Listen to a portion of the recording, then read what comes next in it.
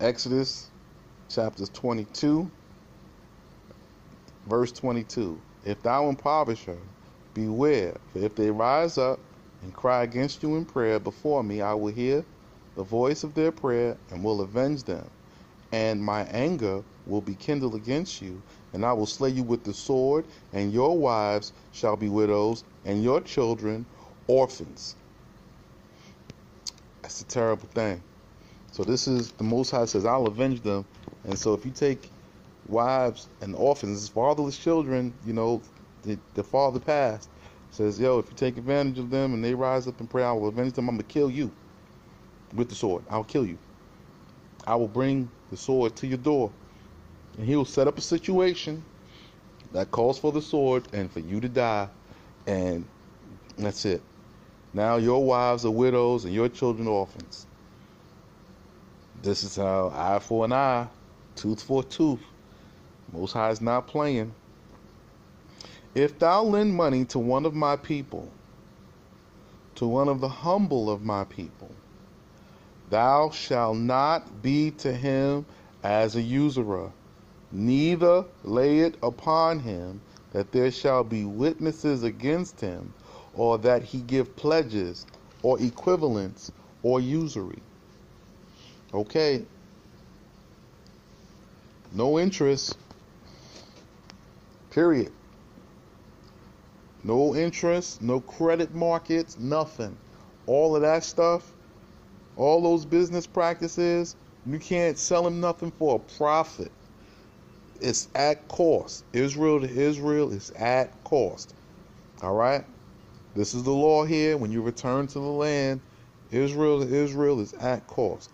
An ephah for an ephah and an omer for an omer. That's it. You see? You have to, we're going to build more upon this. You know what I'm saying? But if you lend someone money, you just let him have it. And, okay, he's got 7 years to pay it back. And after that, you just let it go. Like, it is what it is. You see? He should pay it back. The Most High will get into that about when you lent something, about being faithful to restore it. If you have it, if you don't have it, because the Most High may be working against that person because he may be an idol worshiper. We'll get into more of that later on in the law. All right? So, if thou take a pledge, if thou take at all for a pledge the garment of thy neighbor, thou shalt restore it to him before sunset. So if you promise somebody some clothes, you see they ain't got no clothes, you ought to give it to them before the sun sets. For it may be his talith, which alone covereth him. That's his coat. All right? And is his only garment in which he rests, which falleth upon his skin. And if thou take the coverlet of the bed whereon he lies, and he be heard before me, I will hearken to his prayer, for I am Allah, the merciful. That's Eloah, the merciful. So some people will say Eloah, Eloha, Allah, the merciful.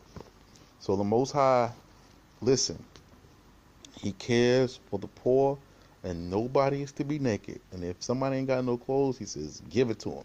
And give it to him before sunset. So, if you don't, he's going to hear that person. I don't want nobody praying against me over no outfit. Here, take the clothes, and I need to be free. I don't need the Most High working something against me. I need all my blessings. All right. We'll be continuing on in the next video.